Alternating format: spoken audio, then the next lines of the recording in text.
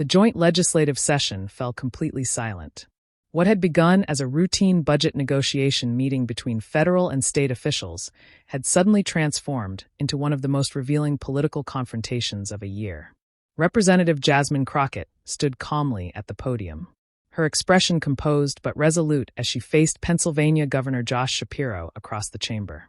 Moments earlier, Governor Shapiro had publicly questioned Representative Crockett's loyalty to Democratic priorities, suggesting her recent voting record demonstrated a concerning pattern of compromise that undermined the party's core initiatives. The accusation had been delivered with a practiced eloquence that had made Shapiro a rising star in national politics. With all due respect to the Congresswoman from Texas, Shapiro had said his voice carrying clearly through the chamber. When it comes to standing firm on our shared priorities, the record shows a pattern of compromise that has undermined our negotiating position. We need allies who won't waver when pressure mounts. Now, Crockett approached the microphone, tablet in hand. Those who knew her recognized a calm that often preceded her most effective moments. Without raising her voice or showing any sign of the anger such a public accusation might justifiably provoke, she addressed the chamber. Governor Shapiro speaks about loyalty and standing firm on Democratic priorities, Crockett began, her voice steady and clear. I appreciate his concern for party unity. But before discussing my voting record, I believe the American people deserve complete transparency about negotiations that affect their lives with deliberate movements. She connected her tablet to the chamber's display system. The screen illuminated with emails, meeting notes, and calendar entries, all showing Governor Shapiro's name prominently. These documents detail a series of private meetings between Governor Shapiro and Republican leadership that occurred during the critical infrastructure negotiations last month, Crockett continued. Meetings that were never disclosed to the Democratic caucus or mentioned in our strategy sessions. The display showed detailed calendar entries followed by email exchanges discussing compromised positions acceptable to both parties and strategic concessions on key Democratic priorities. The final slide displayed a message from Shapiro to a Republican committee chair that read, "Agreed on your terms. We'll manage expectations on our side. The American people deserve representatives who are honest about where they stand and who they're meeting with." Crockett said, her voice still measured, but carrying moral authority that filled the chamber. Public accusations of disloyalty ring hollow when private negotiations tell a different story. The chamber remained silent as the evidence spoke for itself. Governor Shapiro's expression had transformed from confident authority to visible discomfort. In less than 60 seconds, the entire dynamic of the meeting had shifted. What began as an attempt to question Crockett's loyalty had become an examination of Shapiro's behind-the-scenes maneuvering. This remarkable confrontation revealed not just the complex political calculations that happen behind closed doors, but also the power of transparency in public service. If you value accountability in politics, like and subscribe to see the full exchange that continues to reverberate through the halls of power weeks later. Before this defining moment in the joint legislative session, both Josh Shapiro and Jasmine Crockett had built careers that reflected different approaches to democratic politics and governance. Josh Shapiro had risen through the ranks of Pennsylvania politics with remarkable speed and skill. Beginning as a state representative, then advancing to commissioner in Montgomery County, Attorney General of Pennsylvania, and finally governor. Shapiro had cultivated an image as a pragmatic problem solver who could work across the aisle. His handling of several high-profile cases as Attorney General, including a landmark grand jury investigation, had established him as a serious prosecutor and earned him national attention. Shapiro's political style emphasized results over ideology. He frequently spoke about finding common ground and practical solutions rather than engaging in partisan battles. This approach had served him well in Pennsylvania, a purple state where the ability to appeal to independent voters was crucial for statewide success. His reputation for competence and bipartisanship had landed him on multiple shortlists for higher office. Governor Shapiro represents a particular school of democratic politics, noted one political analyst. He believes in working within the system and finding compromise solutions that can actually be implemented even if they don't satisfy every progressive demand. Behind the scenes, Shapiro was known as a meticulous political operator who carefully managed image and relationships. His staff maintained detailed records of who supported his initiatives and who created obstacles. This attention to political debts and credits had helped him build a formidable network of allies across Pennsylvania's political landscape. Representative Jasmine Crockett had followed a notably different path to power before entering politics. She had established herself as a civil rights attorney in Texas, taking on difficult cases that often challenge powerful institutions. Her legal career demonstrated a commitment to justice that often placed her in opposition to established systems and authorities. After serving in the Texas House of Representatives, where she gained notice for her forceful opposition to restrictive voting legislation, Crockett won election to Congress. There she quickly distinguished herself not by seeking compromise, but by articulating for progressive positions and government accountability. Representative Crockett comes from a different tradition, explained a congressional correspondent. She's less concerned with finding middle ground and more focused on clearly articulating principles and then holding people accountable to those principles. Crockett had developed a reputation for thorough preparation and evidence-based confrontation. Unlike colleagues who might engage in performative questioning for media clips, Crockett had built substantive cases backed by documentation. This approach had made her both respected and feared in congressional hearings. "She doesn't grandstand," noted a committee staffer. "She builds cases like she's still in a courtroom piece by piece until there's nowhere for the witness to hide." The joint legislative session that brought Shapiro and Crockett together have been convened to address budget priorities that involve both federal funding and state implementation. The infrastructure package under discussion represented significant investment in roads, bridges, public transportation, and broadband access. All priorities that Democrats broadly supported, but differed on in terms of specific allocations and requirements. In the weeks leading up to the session, tensions have been building within Democratic ranks about negotiation strategy. Progressive members, including Crockett, had pushed for holding firm on labor protections and environmental standards in all infrastructure projects. More moderate members had signaled willingness to compromise on certain provisions to secure Republican votes needed for passage. What wasn't publicly known, but would soon be revealed, was that Governor Shapiro had been conducting a parallel track of negotiations with key Republican committee chairs. These discussions, not disclosed to the broader Democratic caucus, explored potential compromises that went beyond what had been agreed to in Democratic strategy sessions. Crockett had learned of these meetings through a former staffer who had moved between offices, and she had methodically gathered documentation over several weeks. Rather than immediately going public with this information, she had kept it in reserve, continuing to advocate for the official Democratic position in public settings. "I believe in giving people the opportunity to be forthright about their actions," Crockett had told a trusted aide. "But I also believe in being prepared to establish the facts if necessary."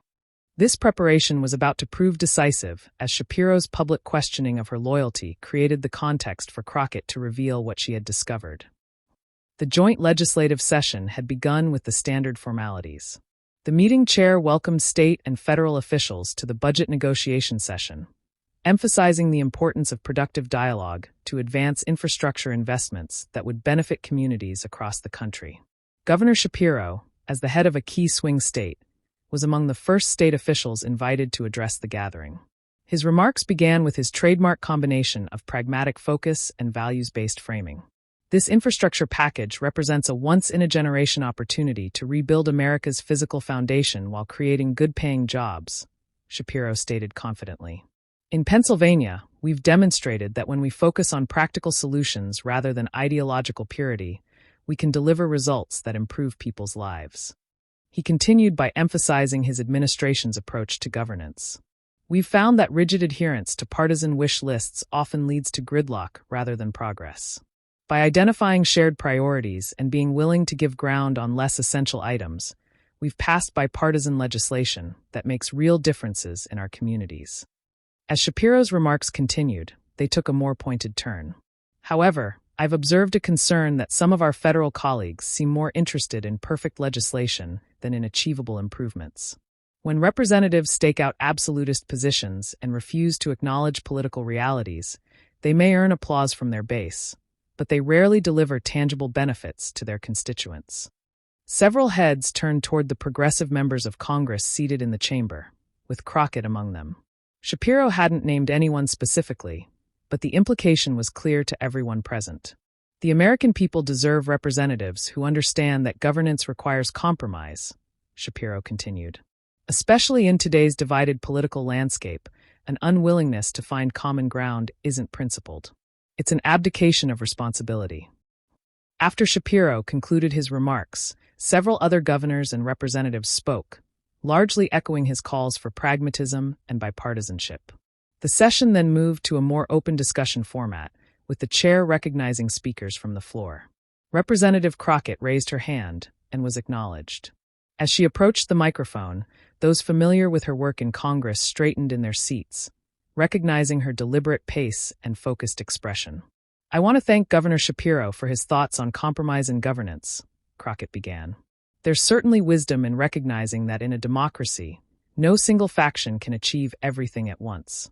However, I believe it's equally important that when we do compromise, we do so transparently and collectively." She paused briefly, establishing the reasonableness of her position before continuing. The governor spoke about rigid adherence to partisan wish lists and implied that some of us are unwilling to acknowledge political realities. Since I suspect I'm among those being referenced, I'd like to address this characterization directly. Crockett outlined her voting record on recent legislation, noting specific instances where she had indeed supported compromise packages, despite their imperfections. "My concern has never been with compromise itself, but with which priorities we choose to compromise on, and how those decisions are made." At this point, Governor Shapiro asked to respond, and the chair recognized him. His tone was more directly confrontational than in his opening remarks. "With all due respect to the Congresswoman from Texas," Shapiro said, his voice carrying clearly through the chamber, "when it comes to standing firm on our shared priorities, the record shows a pattern of compromise that has undermined our negotiating position. We need allies who won't waver when pressure mounts." The direct challenge hung in the air. Several attendees exchanged glances, surprised by the public nature of what had become an intra-party dispute. The chair, looking uncomfortable, recognized Crockett for a response. Crockett approached the microphone again, tablet in hand. Those who knew her recognized the calm that often preceded her most effective moments. Without raising her voice or showing any sign of the anger such a public accusation might justifiably provoke, she addressed the chamber. "Governor Shapiro speaks about loyalty and standing firm on democratic priorities," Crockett began, her voice steady and clear. "I appreciate his concern for party unity. But before discussing my voting record, I believe the American people deserve complete transparency about negotiations that affect their lives." With deliberate movements, she connected her tablet to the chamber's display system. The screen illuminated with emails, meeting notes, and calendar entries, all showing Governor Shapiro's name prominently. These documents detail a series of private meetings between Governor Shapiro and Republican leadership that occurred during the critical infrastructure negotiations last month, Crockett continued. "Meetings that were never disclosed to the Democratic caucus or mentioned in our strategy sessions." The room grew completely silent as attendees processed what they were seeing. The display showed detailed calendar entries followed by email exchanges discussing compromised positions acceptable to both parties and strategic concessions on key Democratic priorities. On March 15th, while our caucus was publicly holding firm on labor protections, Governor Shapiro met privately with Senators Thompson and Gardner to discuss, and I quote from this email, "flexibility on prevailing wage requirements in rural counties," Crockett noted, highlighting the relevant text on screen. The display continued to show a progression of communications, culminating in a message from Shapiro to a Republican committee chair that read, "Agreed on your terms. We'll manage expectations on our side." Governor Shapiro is certainly entitled to his view on negotiation strategy, Crockett continued, her voice still measured, but carrying a moral authority that filled the chamber. But questions about loyalty to Democratic priorities might be better addressed to someone who hasn't been conducting parallel negotiations without informing his colleagues. The chamber remained silent as the evidence spoke for itself. Governor Shapiro's expression had transformed from confident authority to visible discomfort. Several of his staff members were frantically writing notes and whispering among themselves, clearly unprepared for this turn of events. Shapiro leaned toward his microphone, attempting to regain control of the narrative. "Representative Crockett is presenting private communications without context," he began, his usual eloquence somewhat strained. Exploratory conversations with colleagues across the aisle are a normal part of the legislative process. Nothing in these discussions undermine our public negotiating position. Crockett waited calmly for him to finish before responding. I appreciate the governor's perspective on these communications, she said. However, I would direct attention to the timestamp on this email sent just hours after our caucus strategy session, where we unanimously agreed not to compromise on labor standards. She brought up another document on the screen. Minutes from the Democratic strategy meeting with Shapiro's agreement clearly noted, followed by his contradictory email to Republican leadership later the same day. The American people deserve representatives who are honest about where they stand and who they're meeting with, Crockett said. Public accusations of disloyalty ring hollow when private negotiations tell a different story. A senior Democratic senator, visibly troubled by the revelations, requested recognition from the chair. I was part of those strategy sessions, the senator noted, and I had no knowledge of these parallel discussions. Governor Shapiro, can you explain why these meetings weren't disclosed to the broader caucus? Shapiro attempted to frame the discussions as preliminary and non-binding. In complex negotiations, sometimes informal conversations can help identify potential paths forward, he explained. Nothing was finalized without bringing it back to the full caucus. Another document appeared on screen, a text message from Shapiro to a Republican governor. Deal framework in place. We'll bring the caucus as a done deal. Easier to get forgiveness than permission. A murmur ran through the chamber. The evidence was becoming increasingly difficult to dismiss as merely exploratory discussions. A Republican representative, seemingly unable to resist the opportunity presented by Democratic disarray, asked to be recognized.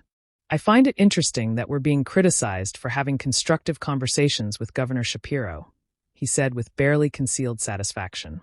Perhaps the representative from Texas would prefer partisan gridlock to actual governance. Crockett's response was measured but firm. This isn't about whether cross-party dialogue should occur, she clarified. It's about transparency with colleagues and consistency between public positions and private negotiations. Governor Shapiro publicly questioned my loyalty to Democratic priorities while privately undermining those same priorities without informing his colleagues. The issue is integrity and representation, not partisanship. The distinction landed effectively, drawing nods from members of both parties who valued institutional honesty regardless of ideological differences. The meeting chair, recognizing the session had deviated significantly from its intended purpose, attempted to redirect the discussion. While these governance process questions are important, perhaps we should return to the substantive budget matters before us. Crockett nodded in agreement. I'm happy to focus on budget priorities. In fact, I believe this discussion helps clarify where various parties actually stand on the key provisions, rather than where they claim to stand. Transparency can only improve our deliberations. As the session attempted to return to its agenda, the dynamic had fundamentally changed. Governor Shapiro, who had entered the meeting as an authoritative voice, prepared to challenge others' commitment, now faced questions about his own transparency and consistency. Several Democratic colleagues who had been deferential to him earlier now directed their questions to other leaders. A subtle but unmistakable withdrawal of political capital. For her part, Crockett did not press her advantage further, instead engaging constructively on the budget matters at hand. This restraint only heightened the contrast between Shapiro's unprovoked accusation and her evidence-based response. By the session's end, what had begun as an attempt to question Crockett's loyalty had become an examination of Shapiro's behind-the-scenes maneuvering. The documented evidence had accomplished what emotional arguments never could. It had shifted the power dynamic based on undeniable facts rather than rhetoric. The aftermath of the confrontation extended far beyond the joint legislative session. Within hours, political news outlets were running stories with headlines like Shapiro's secret negotiations exposed in budget meeting and Crockett reveals undisclosed Republican deals after loyalty question. Governor Shapiro's team moved quickly into damage control mode, issuing a statement that characterized the meetings as routine cross-party discussions that were always intended to advance Democratic priorities through realistic negotiations. The statement emphasized Shapiro's record of achieving progressive results through pragmatic governance. Political analysts noted the significance of both the revelation itself and how it had occurred. What makes this situation particularly damaging for Governor Shapiro isn't just that he was conducting parallel negotiations. observed one commentator. It's that he created the situation by publicly questioning Representative Crockett's loyalty, effectively inviting the very scrutiny that revealed his own actions. Another analyst pointed to the broader implications. This exchange perfectly encapsulates a fundamental tension in contemporary politics: the balance between pragmatic deal-making and transparent governance. Shapiro's approach prioritized results, even if that meant private compromises, while Crockett prioritized process integrity and collective decision-making. The political consequences materialized quickly. 2 days after the confrontation, progressive groups that had been considering endorsing Shapiro for higher office publicly announced they were reassessing their positions. A joint statement from 3 influential organizations noted, "While we value achieving progressive outcomes, we also believe the process matters. Democratic values include transparency and collective decision-making, not just policy results." More consequentially, for immediate governance, Democratic congressional leadership announced a revised negotiation protocol that required documentation of all cross-party meetings related to major legislation. "To ensure our caucus operates with full information and collective strategy," the statement read, "all members engaged in budget negotiations will maintain a transparent record of external discussions." Though not mentioned by name, the new protocol was widely understood as a direct response to Shapiro's undisclosed meetings, a structural reform prompted by Crockett's revelations. For Representative Crockett, the aftermath brought increased influence within Democratic circles. She carefully avoided appearing triumphant or vindictive, instead focusing on the substantive budget priorities in subsequent public statements. When directly asked about the confrontation in a network interview, she emphasized the principles at stake rather than personal conflict. "This was never about Governor Shapiro or myself," Crockett explained. "It was about how we conduct the people's business. Americans deserve representatives who are transparent about where they stand and consistent between public positions and private negotiations. That's true regardless of party or ideology." Her restraint and victory earned respect even from those who might have disagreed with her policy positions. A Republican senator who had witnessed the exchange commented privately to a staffer, "I may not agree with her politics, but she handled that with integrity, showed the evidence, stayed focused on the issue, didn't make it personal." That's how oversight should work. Governor Shapiro also demonstrated political resilience in the aftermath. After an initial period of defensive responses, he pivoted to acknowledgement and reform. In a widely covered press conference 3 weeks after the incident, Shapiro struck a more reflective tone. "In my eagerness to achieve results for Pennsylvanians, I lost sight of the importance of process transparency with colleagues," he admitted. "While I stand by my commitment to finding workable solutions, I recognize that how we reach those solutions matters. I've learned from this experience and am committed to more inclusive decision-making moving forward." This acknowledgement, combined with Shapiro's established record of effective governance, helped stabilize his political standing, though the incident left a lasting mark on his reputation for straightforward dealing. Perhaps the most significant long-term impact came 6 months later, when a bipartisan group of legislators, including Crockett, introduced the Government Negotiations Transparency Act. The legislation proposed creating standardized disclosure requirements for all elected officials engaged in budget and policy negotiations, making it easier for both colleagues and constituents to track who is meeting with whom on public business. "In a healthy democracy, process matters as much as outcomes," Crockett explained at the press conference announcing the bill. "Americans deserve to know not just what decisions are made, but how they're made and who influences them. Transparency shouldn't depend on someone having to expose private communications. It should be the standard operating procedure of government." The confrontation between Representative Crockett and Governor Shapiro ultimately transcended the individuals involved to highlight fundamental questions about democratic governance. How do we balance the need for pragmatic compromise with commitments to transparency and collective decision-making? What responsibilities do elected officials have to their colleagues and constituents when negotiating on their behalf? The lesson here isn't about who won a political exchange, Crockett reflected in a later interview. It's about establishing standards for how we conduct the public's business. Effective governance requires both achieving results and maintaining the integrity of democratic processes. We shouldn't have to choose between them. In an era where political confrontations often generate more heat than light, this exchange demonstrated how evidence-based accountability could clarify important principles of governance. The enduring image, Crockett calmly presenting documented evidence that spoke for itself, became a reference point for effective oversight based on facts rather than accusations. What do you think about transparency in political negotiations? Should all cross-party meetings be disclosed, or do private discussions serve an important purpose in finding compromise? Share your thoughts in the comments below, and don't forget to like and subscribe to Shoaib Buzzer Stories for more analysis of pivotal moments in American governance.